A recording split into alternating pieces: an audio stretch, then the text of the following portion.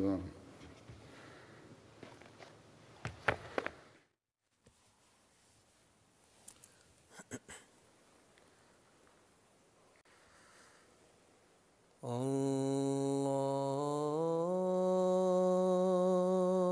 الله أكبر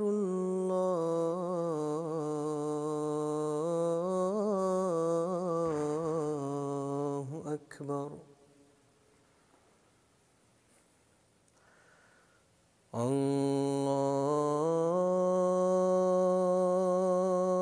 الله أكبر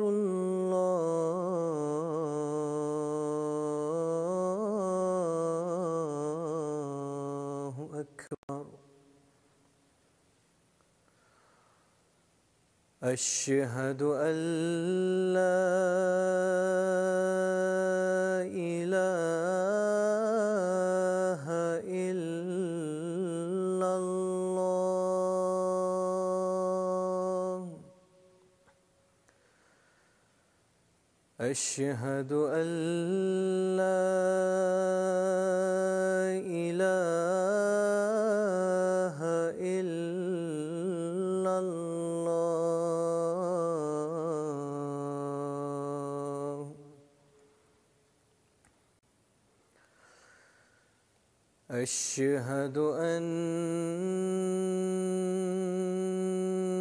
محمدًا رسول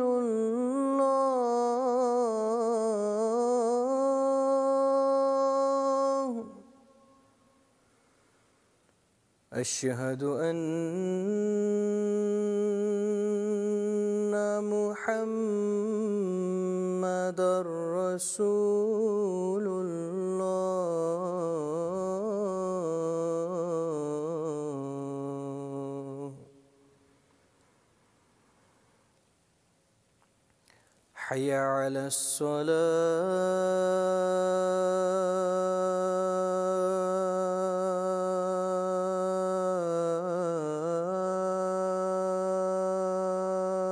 الصلاة حي على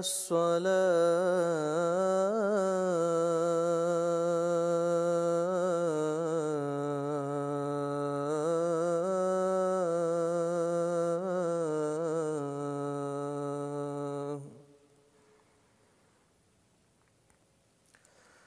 حي على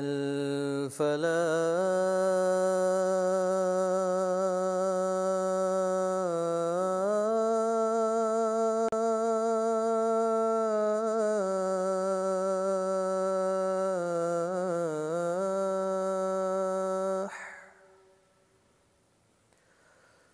حي على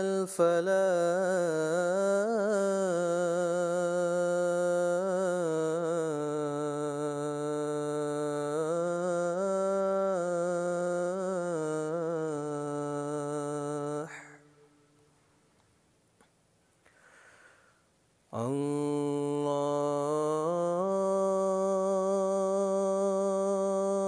الله أكبر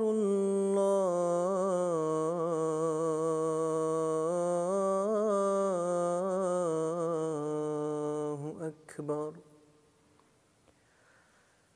لا إله إلا الله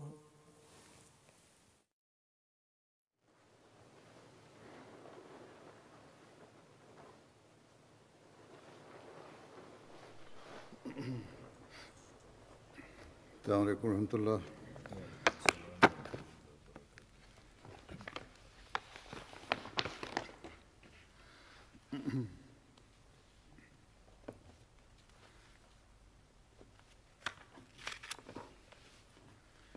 أشهد أن لا إله إلا الله وحده لا شريك له وأشهد أن محمدًا عبده ورسوله أما بعد فأعوذ بالله من الشيطان الرجيم بسم الله الرحمن الرحيم الحمد لله رب العالمين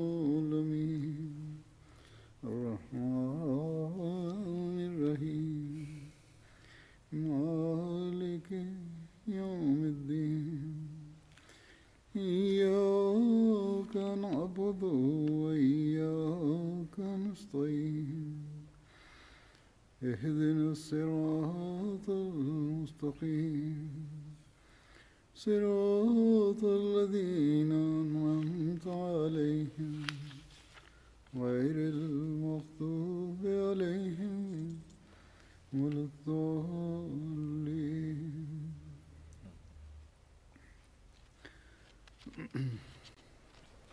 Hazrat Umar berkenaan dengan Hazrat Umar radhiyallahu taala anhu,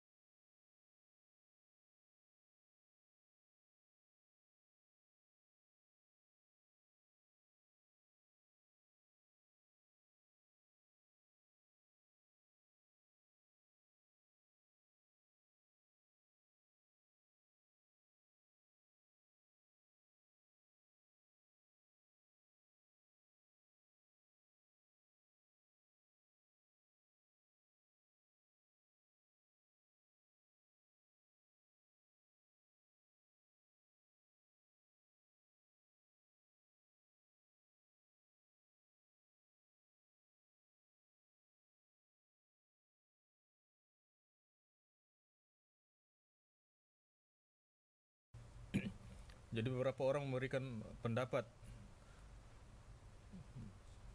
dan juga memberikan tahu bahwa ada satu kelompok, satu kumpulan askar sedang menuju untuk menyelamatkan kafilah mereka. Jadi satu kelompok mengatakan bahwa kami akan kami lebih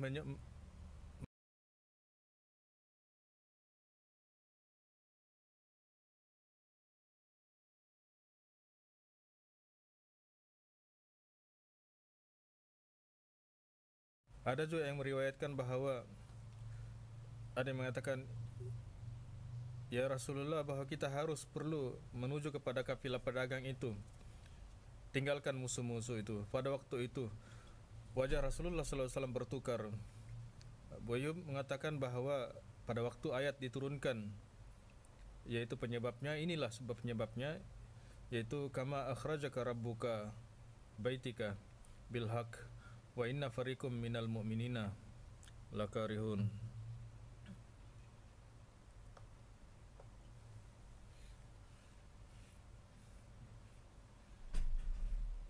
Yaitu ketika kamu dikeluarkan daripada rumah kamu dengan hak, yang mana orang-orang tidak menyukainya.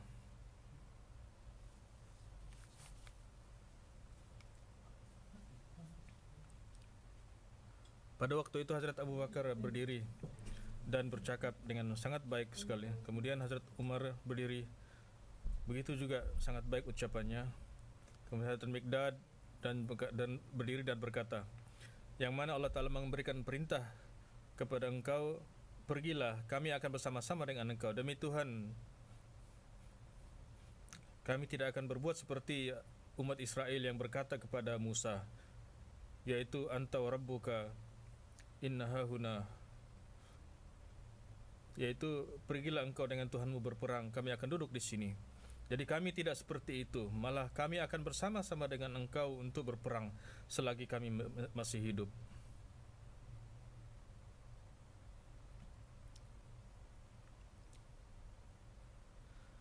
Hazrat Ibnu Abbas meriwayatkan apabila menangkap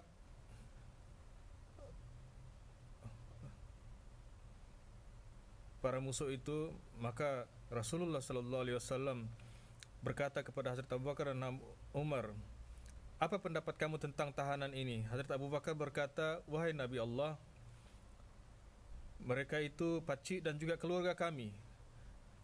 Pada pendapat saya, berikan fidyah kepada mereka, fidyah untuk dan lepaskan mereka. Mungkin Allah Ta'ala akan memberikan hidayat untuk mereka masuk Islam." Rasulullah SAW bersabda, "Ya Ibnu Khattab, apa pendapat kamu?" Hazrat Umar berkata, "Tidak, ya Rasulullah, demi Tuhan, saya tidak seperti itu, sebagaimana yang Hazrat Abu Bakar katakan. Tapi pendapat saya ialah, serahkan kepada kami, kami akan bunuh mereka."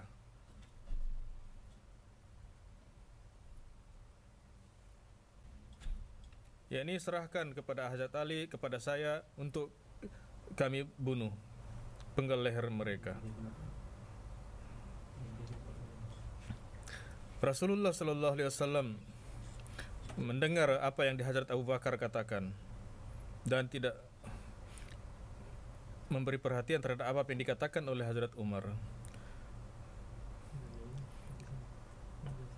Keesokan harinya saya pergi kepada Rasulullah dan Hazrat Abu Bakar, "Apa yang menyebabkan engkau tuan-tuan menangis?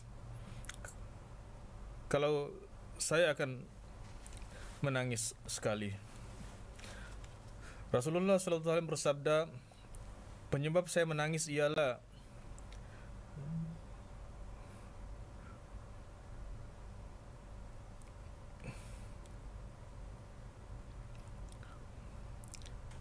orang-orang yang hendak membayar fidyah, memberikan fidyah, mereka telah memberikan kesusahan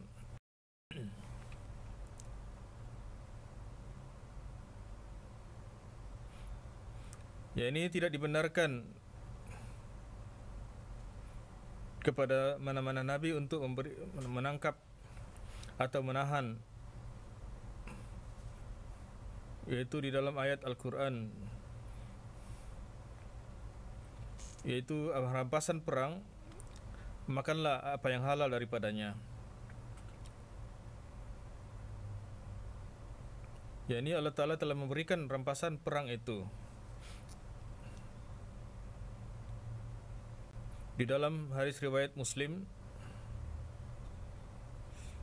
yaitu permulaan hadis itu ialah Rasulullah SAW dan Hazrat Abu Bakar menangis. Kemudian ada ayat Al-Quran yang dijelaskan,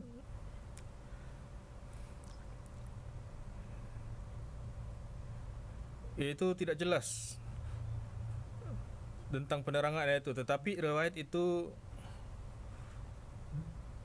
kebanyakan buku-buku sejarah ataupun sirat menulis, yaitu para ahli tafsir, mereka jelaskan bahawa seolah-olah Allah Ta'ala telah memperlihatkan kemarahan untuk mengambil fidyah daripada orang-orang yang ditahan dan memberikan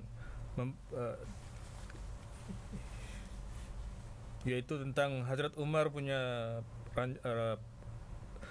pendapat lebih disukai oleh Allah Ta'ala. Tetapi sebagaimana saya katakan, tidak jelas, malah seolah-olah kelihatan para mufassir dan juga ahli sejarah itu salah memahami. Apapun Hazrat Muslim Maud radhiyallahu anhu menjelaskan tentang perkara ini,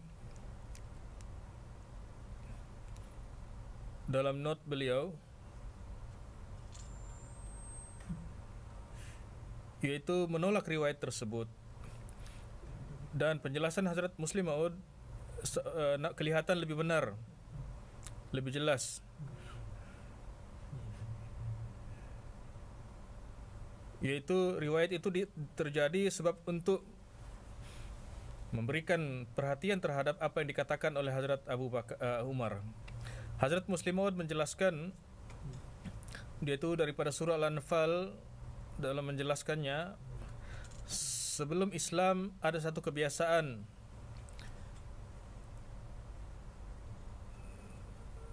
dan sehingga sekarang ini masih berterusan, yaitu kalau tidak terjadi perang pun dan tidak ada, tetap saja mereka menangkap dan juga menahan dan menjadikan hamba. Ayat ini merujuk kepada Rasulullah SAW dan memberikan perintah secara jelas bahawa hanya pada waktu peperangan orang-orang boleh ditahan.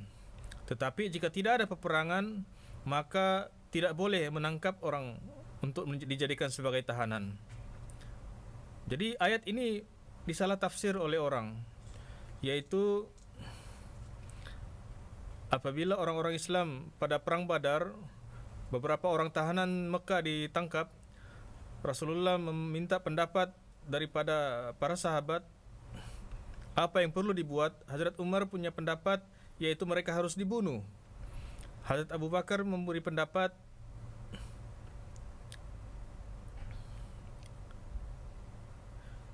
yaitu mereka harus dibebaskan dengan membayar fidyah, maknanya denda ataupun jaminan. Rasulullah sallallahu alaihi wasallam lebih menyukai pendapat Abu Bakar. Surah Al-Anfal ayat 68, di situ tertulis ataupun dinyatakan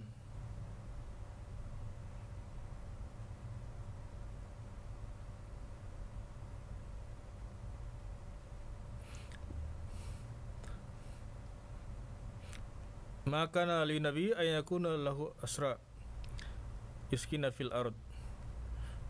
Yani Hazrat Muslim Maud menjelaskan ayat ini. Di dalam ayat ini pendapat yang diambil,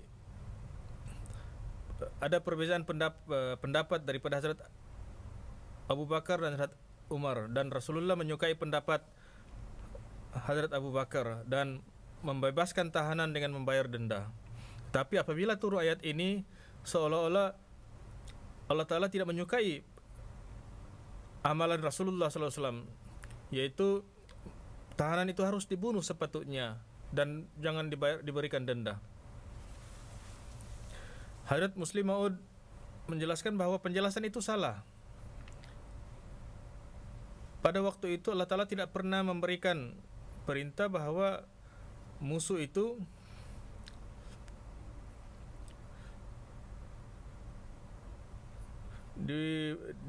dikenakan denda dan dibebaskan.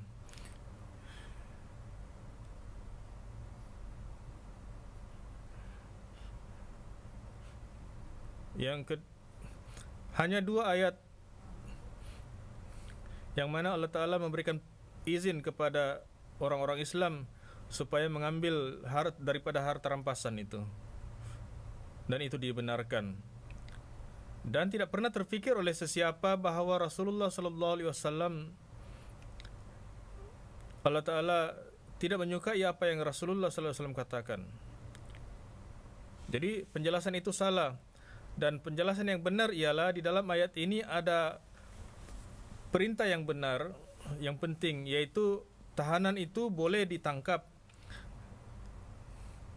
dan mereka boleh ditawan. Mufassirin, di kalangan mufassir, Allama Imam Razi dan Allama Shibli Nu'mani juga sama seperti pendapat Hazrat Muslim Maud. Hazrat Mirza Bashir Ahmad Sahib menulis bahawa apabila sampai di Madinah, Rasulullah sallallahu alaihi wasallam bertanya apa yang perlu dibuat tentang tahanan itu. Kebiasaan waktu itu mereka dijadikan sebagai hamba. Tetapi Rasulullah sallallahu alaihi wasallam tidak senang tentang perkara itu. Dan waktu itu tidak ada perintah daripada Allah Ta'ala. Hazrat Abu Bakar berkata bahwa pendapat saya mereka dikenakan denda dan dibebaskan. Kerana mereka itu semua kaum keluarga. Manalah tahu besok mereka akan memeluk Islam. Tetapi Hazrat Umar menentang pendapat itu, yaitu dalam urusan agama tidak harus ada urusan kekeluargaan. Sebab itu dia memberikan pendapat supaya semuanya dibunuh. Dan malah mengatakan bahawa setiap orang Islam itu membunuh keluarga mereka. Jadi Rasulullah sallallahu alaihi wasallam lebih menyukai pendapat Abu Bakar dan menentang pendapat untuk membunuh. Dan sesuai dengan itu perintah Tuhan pun turun. Apabila perintah Tuhan sudah turun tentang fidyah, yaitu mengambil fidyah atau mengambil denda, sebagaimana Hadrat Khalifatul Masih Tsani katakan. Jadi hadis itu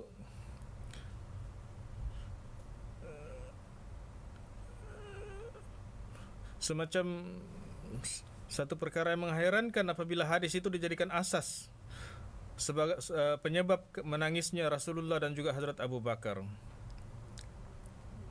Jadi apabila waktu itu para tahanan telah dibebaskan dengan membayar denda,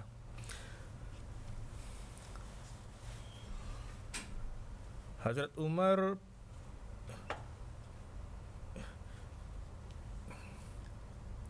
yaitu suami Hazrat Hafsah ikut serta dalam peperang tetapi akhirnya meninggal dunia disebabkan sakit. Kemudian Rasulullah SAW berkahwin. Hazrat Abdullah bin Umar meriwayatkan bahawa Hazrat Umar Khattab apabila Hazrat Hafsah binti Umar yaitu menjadi balu, yaitu ikut serta dalam perang Badar, dia meninggal di Madinah, wafat di Madinah. Hazrat Umar berkata, saya bertemu kepada Hazrat Utsman dan berkata tentang Hazrat Hafsah, kalau setuju saya akan nikahkan kamu dengan Hafsah. Hazrat Utsman tidak memberikan persetujuan. Kemudian Hazrat Utsman mengatakan beberapa hari selepas itu bahawa menurut beliau saya tidak akan berkahwin dalam hari-hari ini. Kemudian dia pergi kepada Hazrat Abu Bakar, kalau kamu setuju, kalau Tuhan setuju, saya akan nikahkan Hafsah dengan engkau.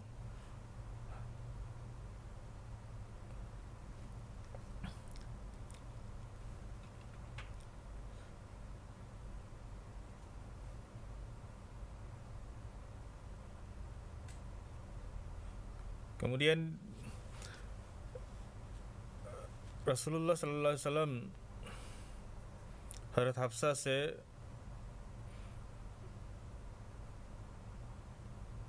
mengantar pesanan untuk bernikah.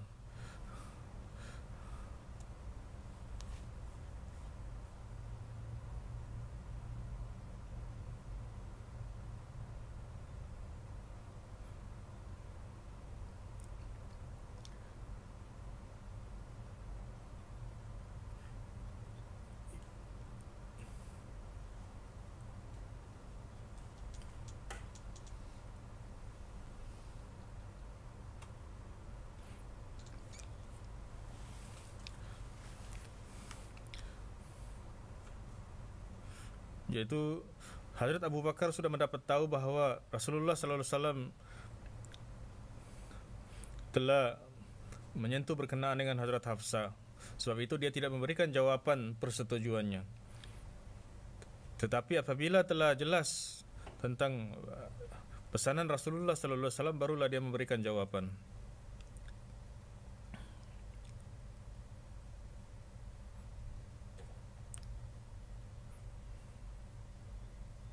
Jadi kejadian itu Sirat Khatamun Nabiyin pun ada dijelaskan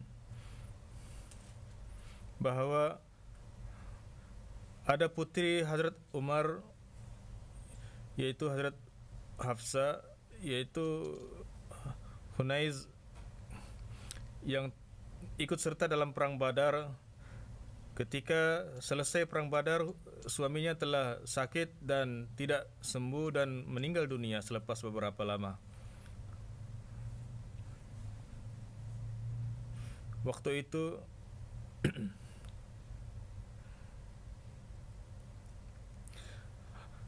Hazrat Umar sendiri pergi ke Hazrat Utsman dan bertanya pendapat Hazrat Utsman, tetapi Hazrat Utsman menolak.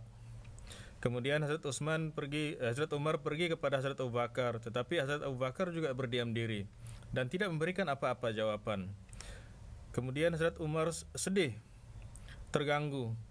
Ketika itu apabila dia datang kepada Rasulullah sallallahu alaihi wasallam, dia telah menjelaskan kepada Rasulullah sallallahu alaihi wasallam. Rasulullah menenangkan Hazrat Umar dan mengatakan bahwa akan diselesaikan. Rasulullah SAW berkata seperti itu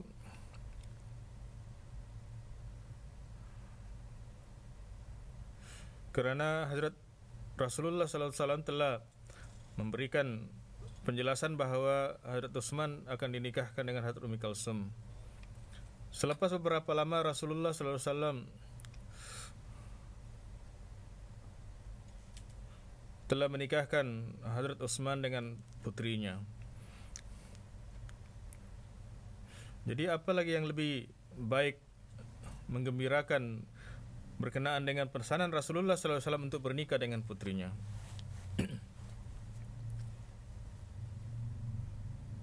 Apabila perkawinan itu terjadi, Hazrat Abu Bakar telah menjelaskan kepada Hazrat Umar bahwa kenapa beliau berdiam diri pada mulanya.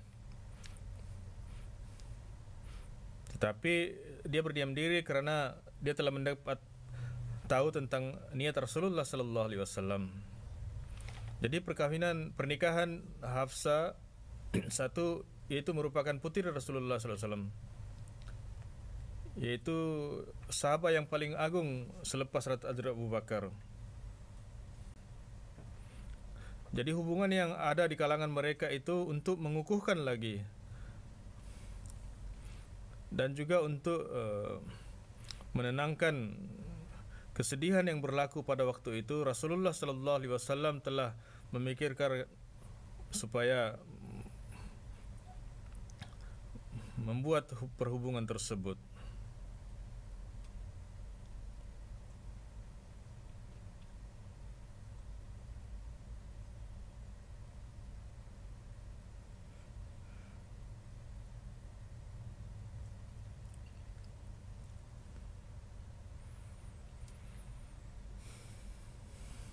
Dalam perang Uhud tertulis bahwa berkenaan dengan Hazrat Umar, apabila Khalid bin Walid menyerang orang Islam, orang-orang Islam tidak dapat mengawal serangan itu. Mirza Bashir Ahmad Saib menulis dengan jelas, yaitu orang-orang Quraisy telah mengepung empat penjuru dan mereka terus menyerang.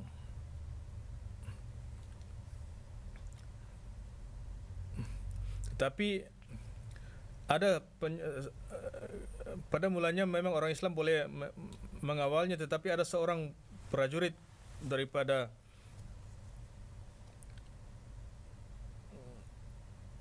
orang-orang penentang Islam itu, musuh Islam itu,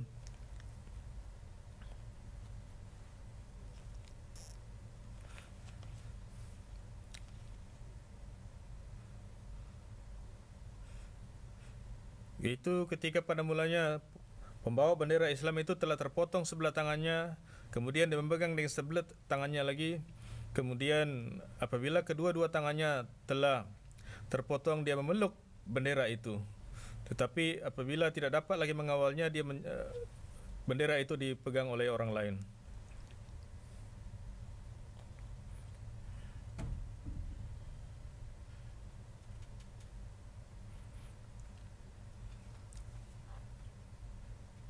Jadi ketika itu sama dia telah yakin bahwa dia telah membunuh Rasulullah SAW ataupun dengan niat untuk membuat berita-berita palsu bahwa dia telah membunuh Rasulullah SAW.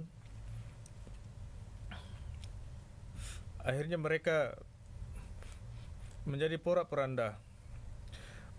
Dan apabila berita itu tersebar, orang-orang Islam telah terbagi kepada 3 kelompok.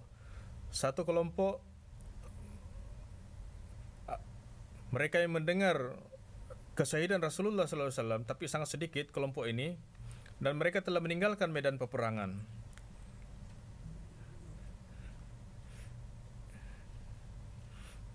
Dan apa yang berlaku, Allah Ta'ala telah memaafkan mereka apabila memperhatikan keimanan dan keikhlasan mereka. Kelompok yang kedua ialah mereka tidak berpaling ke belakang, tetapi apabila mereka mendengar kesyahidan Rasulullah SAW, semada mereka tidak lagi bersemangat untuk berperang, dan mereka hanya duduk. Yang ketiga, mereka terus berperang, yaitu yang ada di sekeliling Rasulullah SAW yang memperlihatkan keberanian, dan kebanyakan mereka berperang dengan penuh semangat.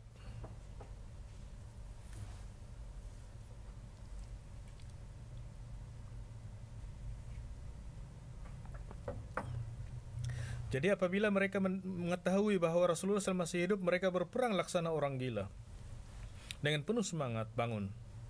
Jadi perang itu sangat sengit sekali, dan memang penuh dengan ujian yang berat untuk orang Islam.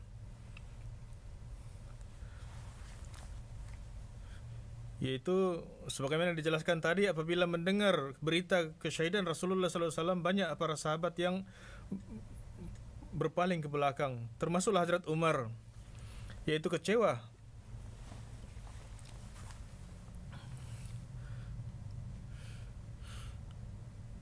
Dan apabila seorang sahabat datang kepada, apa yang kamu buat di sini? Dan mereka mengatakan bahwa Rasulullah SAW sudah wafat. Dia mengatakan bahwa inilah waktunya untuk berperang. Inilah masanya untuk kita berperang, untuk memperlihatkan kesetiaan kita. Ini Hazrat Anas telah memberikan perangsang kepada mereka, dan Hazrat Anas telah memberikan berperang dengan penuh semangat sehingga 80 luka yang dia dapati, dan tidak dapat dikenal pasti mayatnya. Jadi serangan daripada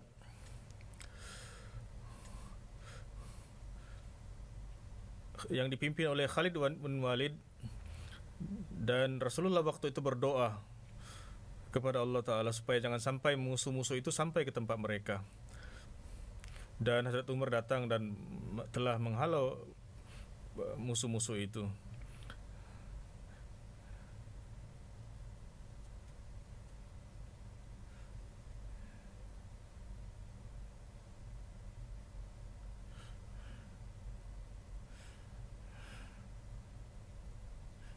Jadi ketika sudah selesai, Hazrat Abu Sufyan datang bertanya, adakah Muhammad di kalangan kamu?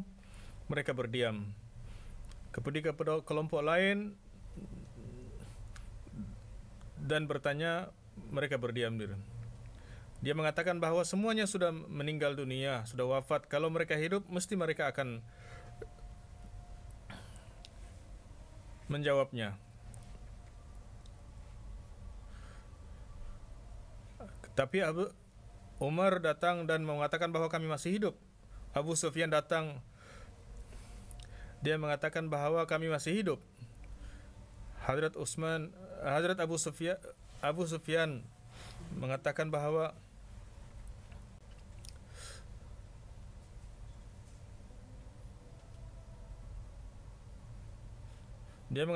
bahwa Rasulullah SAW masih hidup.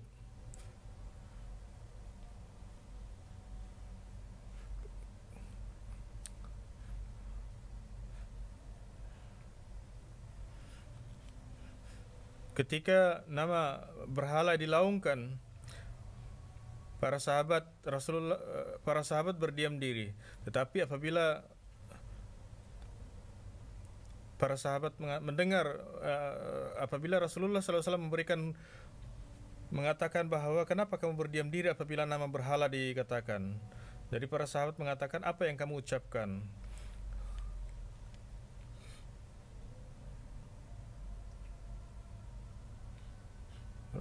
Rasulullah SAW mengatakan bahwa Allahumma wa maulana.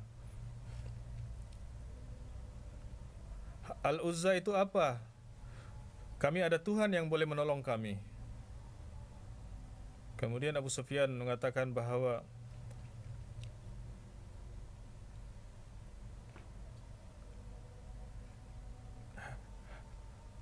hari ini adalah balasan daripada perang Badar.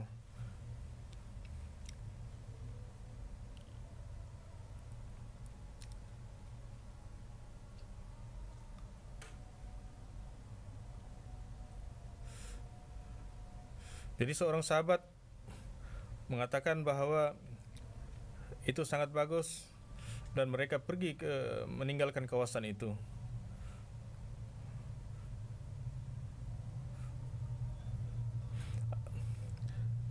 Apabila perang Uhud itu selesai,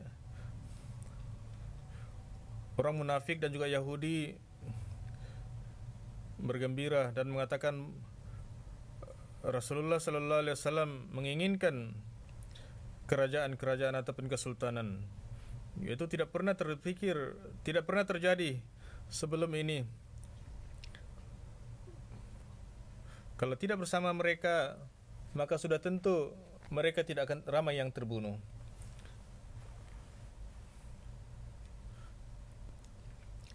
Jadi sahabat meminta izin untuk membunuh mereka, orang-orang munafik yang bercakap-cakap tentang perkara itu.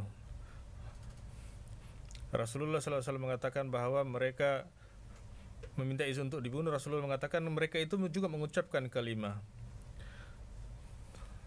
tetapi mereka itu katakan sebab mereka takut apabila urusan mereka sudah selesai, Allah Ta'ala telah membuka hati mereka. Apa kata hati mereka? Mereka harus diberikan denda ataupun hukuman. Dikatakan bahwa saya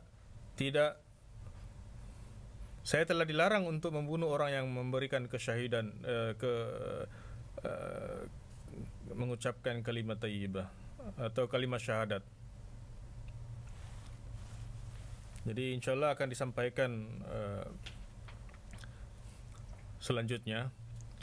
Jadi saya akan sampaikan berkenaan dengan doa, berkenaan dengan doakan untuk orang-orang Palestina yang dizalimi. Tapi sejarah memberitahu kepada kita bahwa selepas beberapa lama ada saja penyebab musuh-musuh itu memberikan kezaliman, melakukan kezaliman itu. Semoga Allah Ta'ala mengasihi mereka dan juga orang-orang Palestina itu mendapat kebebasan, juga mendapat pemimpin yang bijak dan mempunyai fikiran yang kuat dan berani untuk menuntut hak mereka. Begitu juga untuk orang-orang Ahmadi yang dijadikan kezaliman, yang dizalimi di Pakistan. Berkenaan dengan jenazah hari ini, Quraisy Muhammad Fazlullah Sahib, Naib Nazri Isyaat Qadian, 27 April telah wafat. Innalillahi wa inna ilaihi raji'un.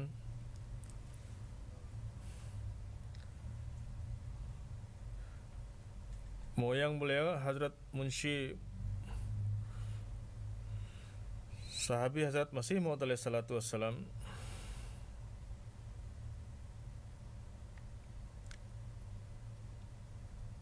namanya pun ada dalam canda untuk Menaratul Masih, yaitu untuk membuat Minaratul Masih itu. Selepas Jamiah 23 tahun dia mengajar di Jamiah.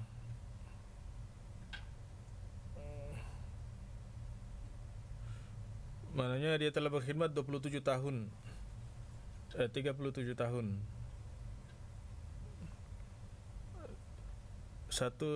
Meninggalkan satu anak dan dua anak perempuan. Makhlum Sahib Nazir Irsyad menulis, beliau seorang guru yang baik, sangat pengasih kepada murid-muridnya. Sentiasa memperlihatkan kesetiaan dalam melaksanakan tugas-tugas wakafnya. Kebanyakan mubalik di India itu adalah murid beliau. Beliau sangat sederhana.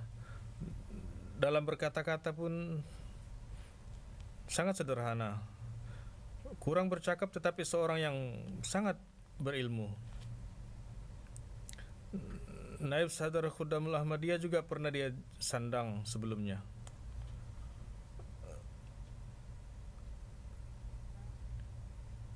Tiga 34 tahun berkhidmat di Al-Badar, begitu juga dalam Mishkat.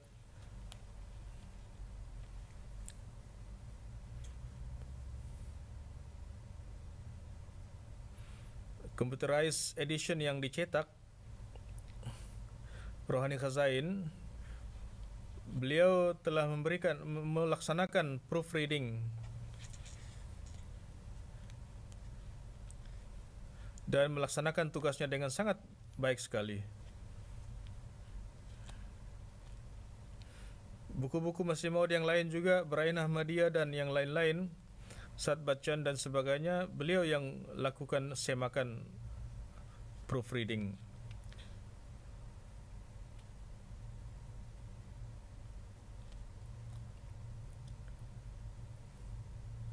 Yaitu buku-buku Masih Maud tentang Ved. Beliau dengan hati-hati sekali. Apabila membuat penyelidikan, beliau akan laksanakan dengan mendalam sekali, dan itu kemahiran beliau.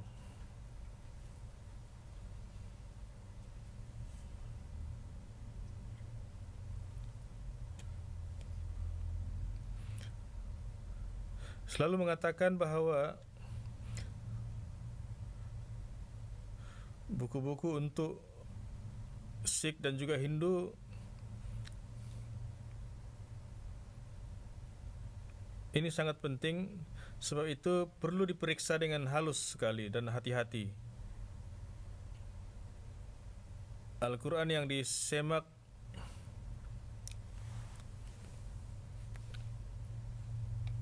dalam menyediakan software juga, beliau ambil bahagian di dalamnya.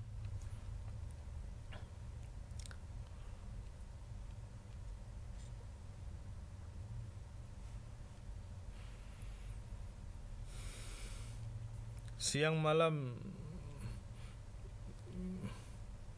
beliau melaksanakan tugasnya.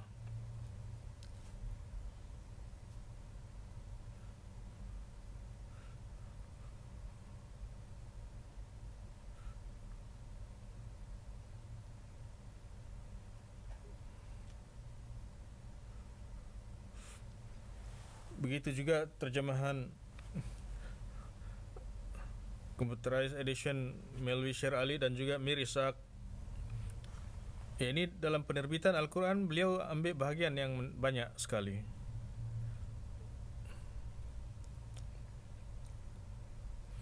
Nazir Irsyad menulis,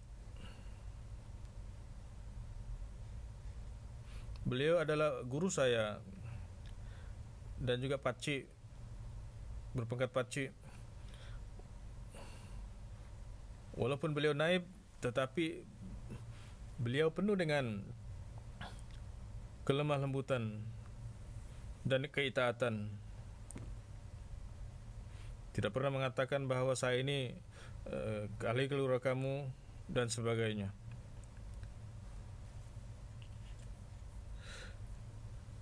Dia mengatakan bahwa tidak pernah mengambil cuti waktu di Jamiah. Dalam mengajar pun tidak pernah mengambil cuti.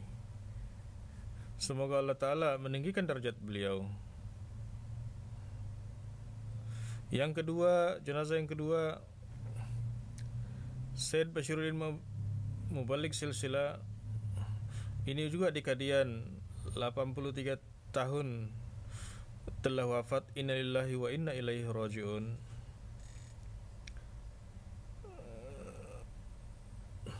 Beliau adalah cucu kepada sahabi Hadrat Masih Maud alaihissalam, seorang yang sangat beribadat, bertahajud, dan sangat sederhana kehidupan beliau. Seorang musi, 3 orang anak yang ditinggalkan,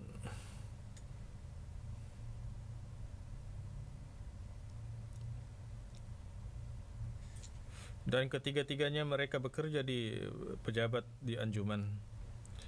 Yang seterusnya, Basyarat Ahmad Sahib Haidar di Kadian, 71 tahun dia telah wafat. Innalillahi wa inna ilaihi raji'un. Ini Hadrat Maulvi Abdul Karim Sahib,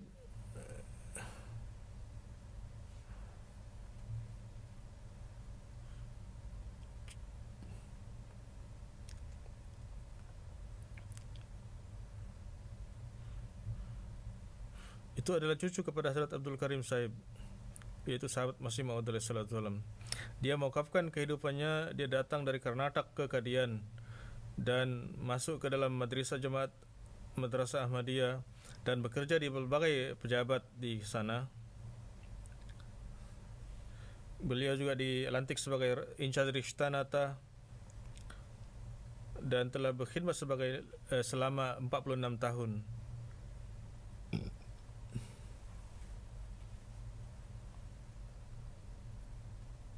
Beliau hidup dengan dengan sederhana, penuh dengan akhlak yang mulia. 3 orang anak perempuan yang beliau tinggalkan, dan ketiga-tiganya berkawin dengan Waqf Zindagi.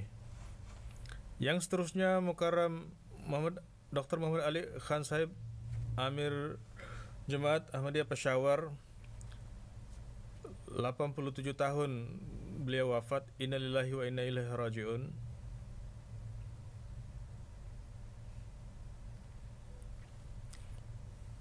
Dia sendiri baiat.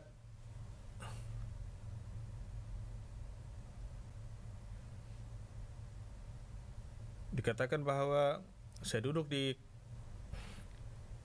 kedai pacik saya, ada seorang yang dia mengatakan bahwa kamu tahu tak, mereka itu Qadiani dan mereka itu sangat baik. Jadi dari situlah permulaan dia mengenali Ahmadi. Kemudian apabila rakan sekelasnya ditanya berkenaan dengan Hazrat Isya,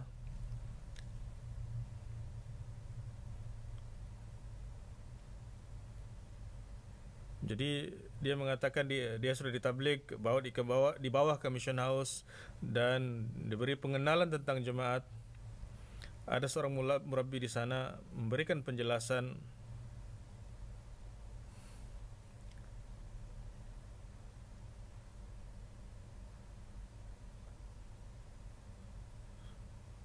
Dia terpengaruh dengan cara pemakaian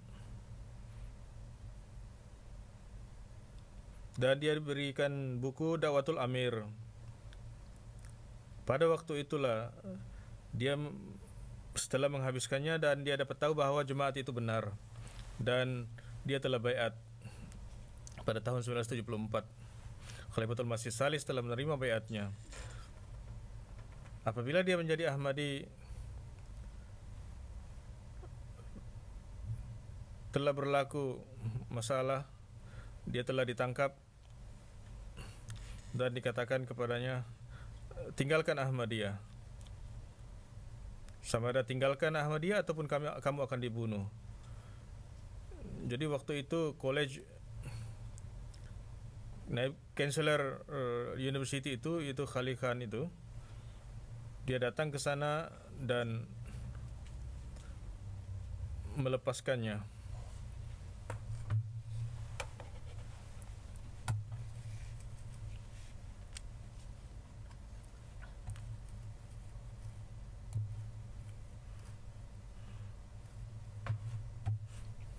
Apabila ditinggalkan, dia berjalan kaki untuk sampai ke kampungnya.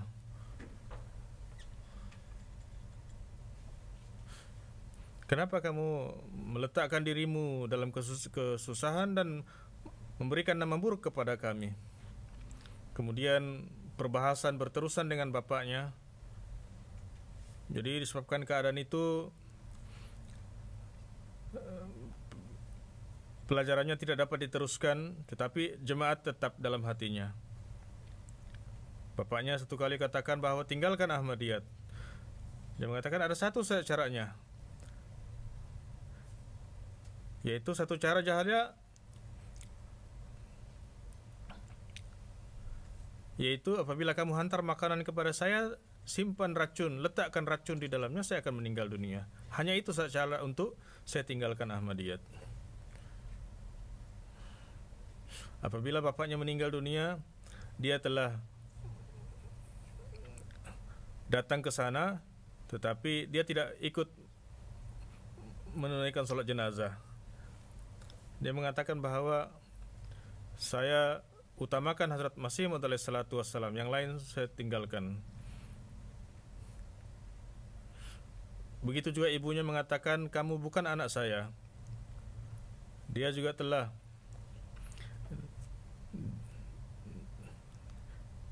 dia tidak mendapat apa-apa harta pusaka, tetapi walaupun dia tetap membantu ibunya. Dan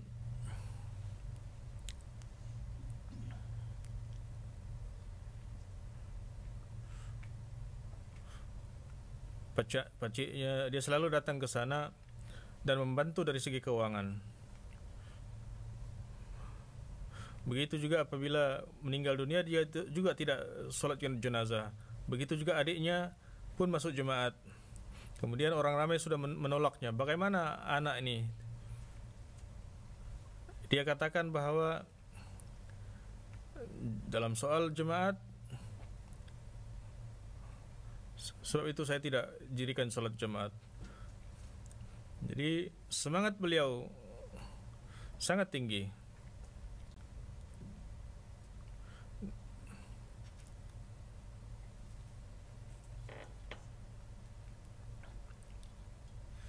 Setelah pensiun,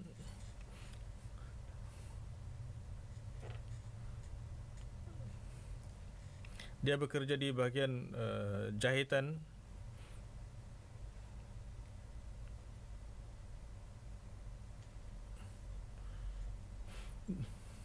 Dalam umur 32 tahun,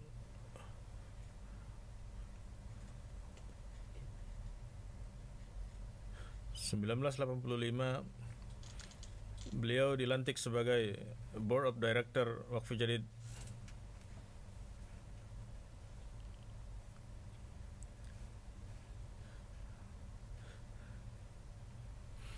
So itu Fazil Umar Foundation, Tahir Foundation, juga Syura, dia termasuk dalam member, sebagai member. Sebagaimana ada adiknya juga telah masuk dalam jemaat.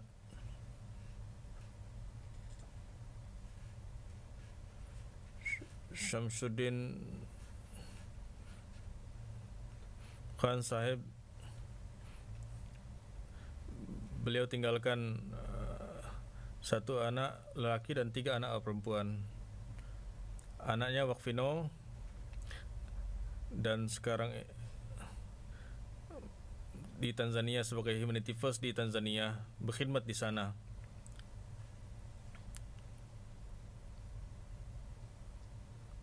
Dia menulis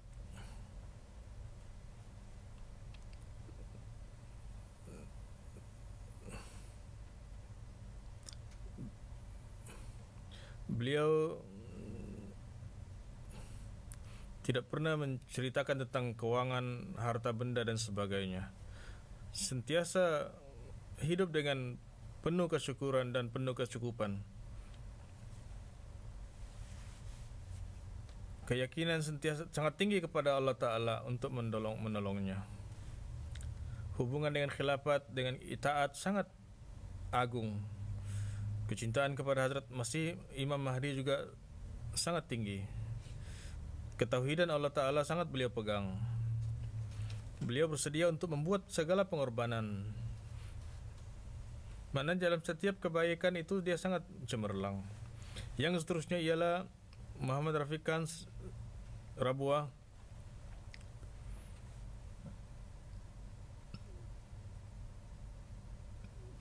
Mac beliau telah wafat, innalillahi wa inna ilaihi rajiun, dalam umur 82 tahun. Marhum beliau adalah cicit kepada Hazrat Masih, sahabi Hazrat Masih Maud alaihi salatu wassalam. Seorang yang rajin beribadat dan tahajud sangat kuat sejak dari muda lagi.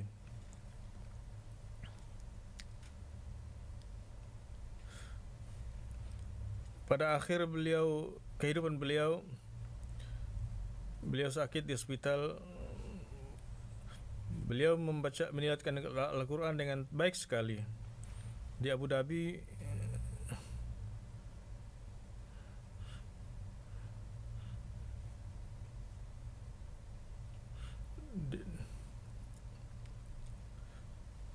Dia dekat apabila Maulvi mengatakan bahwa orang-orang Ahmadi itu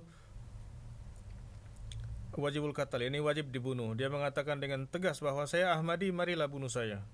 Akhirnya dia telah dibebaskan dan telah dikembalikan ke Pakistan.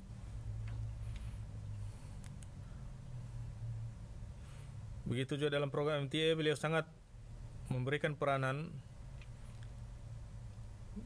Beliau seorang yang sangat sederhana, banyak memberikan bantuan kepada orang yang memerlukan.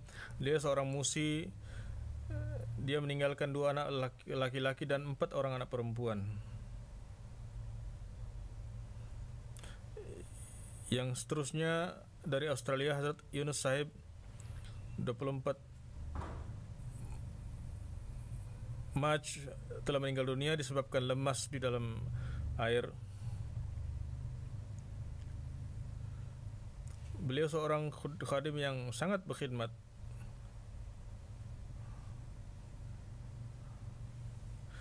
Setiap mengatakan apa sahaja pekerjaan saya akan hadir. Sentiasa hadir untuk melakukan apa sahaja tugas-tugasan.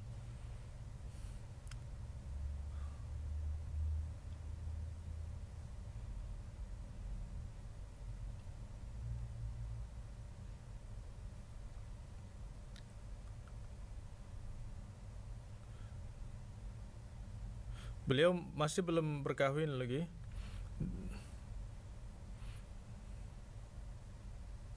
Dia telah dari kerajaan pun beliau telah diuruskan untuk keluarga beliau. Yang seterusnya Wakalat Mal Salis di Rabuah.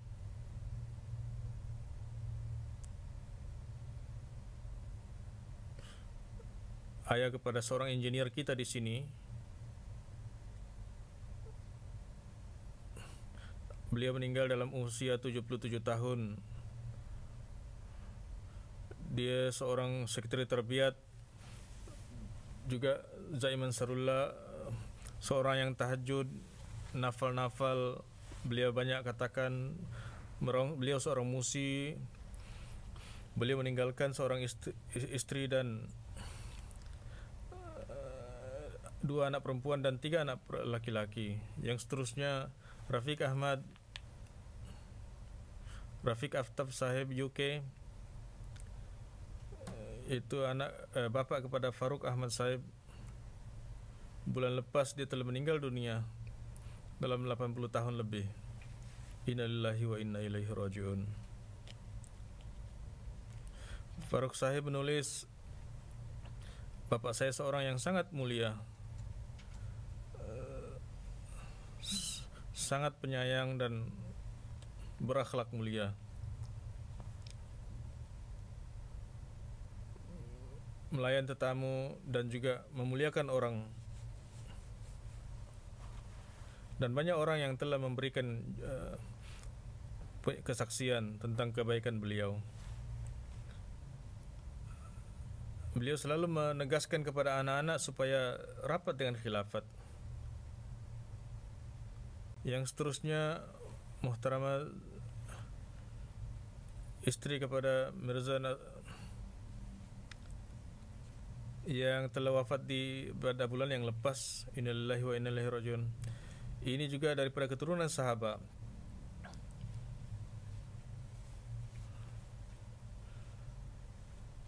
Dia telah berkhidmat kepada ibu bapa dan kepada mertuanya. Lama tinggal di Ghana, walaupun susah, beliau menjalani kehidupan dengan penuh dengan kesabaran, tidak pernah merungut. Beliau seorang musi, ada anak yang wakfi zindagi. Yang seterusnya, jenazah Hafiz Muhammad Akram Sahib.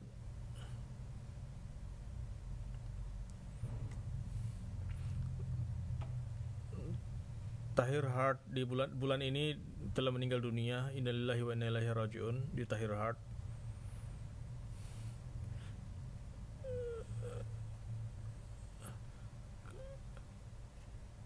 Ahmadi masuk ke dalam keluarganya sejak zaman Khalifatul Masih Awal lagi. Datuk beliau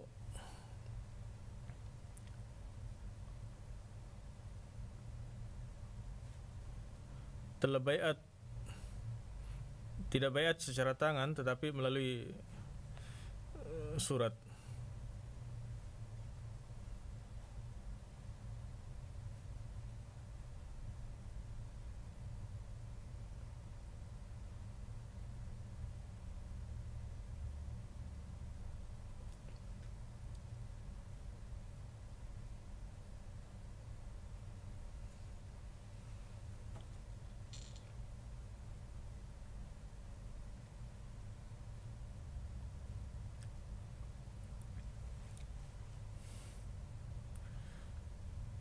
Dia telah mengutamakan agama di atas dunia.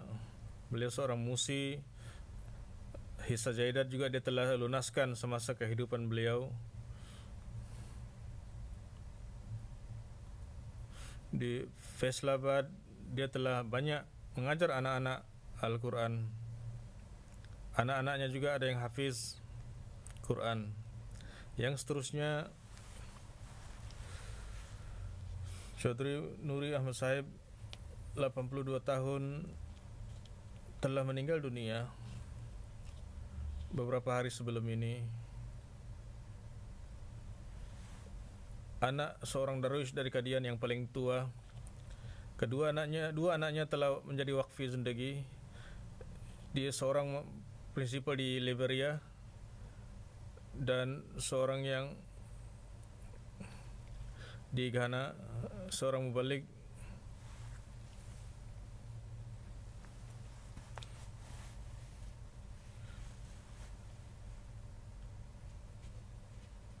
Jenazah seterusnya Mukarramah Minhas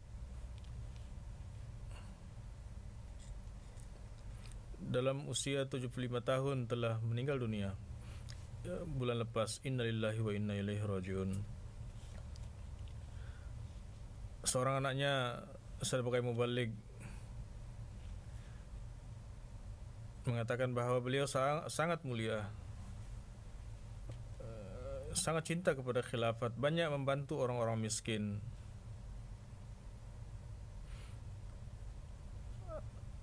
Anaknya di Ghana, sebab itu tidak dapat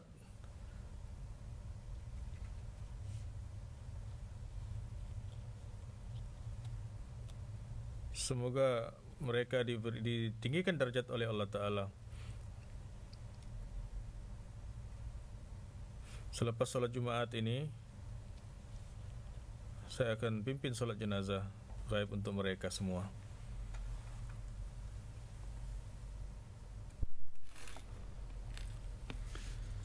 Alhamdulillah, الحمد لله نحمده ونستعينه ونستغفره ونؤمن به ونتوكل عليه ونعوذ بالله من شرور أنفسنا ومن سيئات أعمالنا من يهده الله فلا مضل له ومن يضلل فلا هادي له ونشهد أن لا إله إلا الله ونشهد أن محمدا عبده ورسوله عباد الله رحمكم الله إن الله يأمر بالعدل والإحسان وإيتاء ذي القربى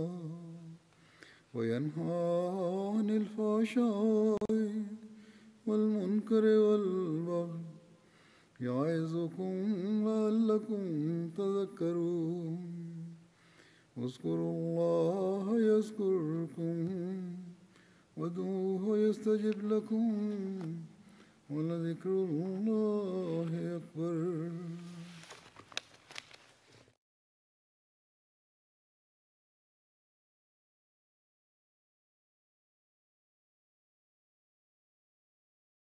ما كان محمد أبا أحد من رجالكم ولكن رسول الله وخاتم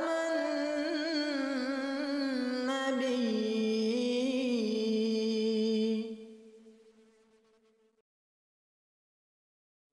ربنا